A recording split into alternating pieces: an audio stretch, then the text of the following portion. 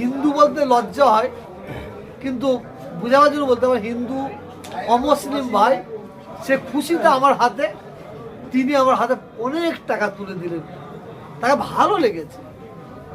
মানুষের জন্য করছি তো, আমি হিন্দু বসবাসের জন্য করিনি, হিন্দুর জন্য করিনি, মানুষের জন্য করছি, যার জন্য চারিদিকে মানুষ সাহায্য করে।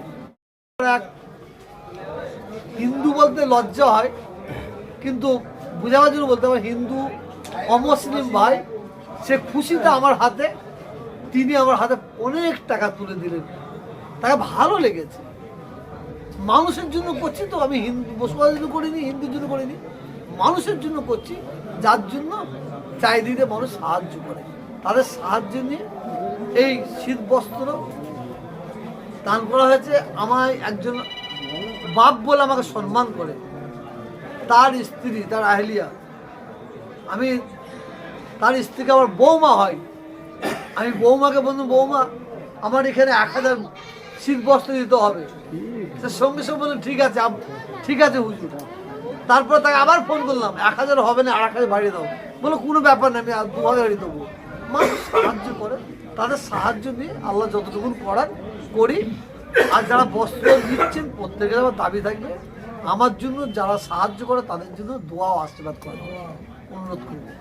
আপনি মানে স্টেজ থেকে সময় আছে, পশ্চিমবাংলার মুখ্যমন্ত্রী মমতা ব্যানার্জিকে বলছি, আমরা ওনাকে বিশ্বাস করেছি,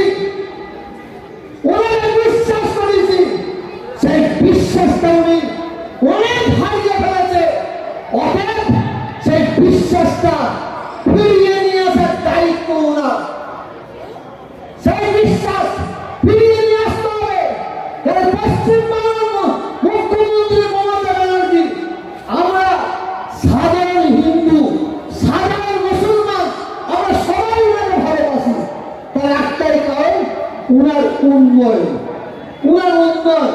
উনাকে আমার মনে হয় উনার পাশে যারা আছে উনাকে মিসইউজ করছে, উনাকে মিসইউজ করে এই বাংলাকে উৎখাত করার চক্রান্ত করছে। আমি মনে করি আর বেশি বক্তব্য রাখবো না। আমি আপনাদের এখানে অনেকক্ষণ বসে রেখেছি, অনেক মা বোনেরা কষ্ট পেয়েছেন, বাচ্চারা কষ্ট পেয়েছেন। আমি আপনাদের কাছে এর জন্য ক্ষমা চাইছি। আজকে এই বস্ত্র আমরা 10,000 মানুষকে ইনশাআল্লাহ আজকে প্রতি বছরই আমরা এখান থেকে দেওয়া শুরু করি।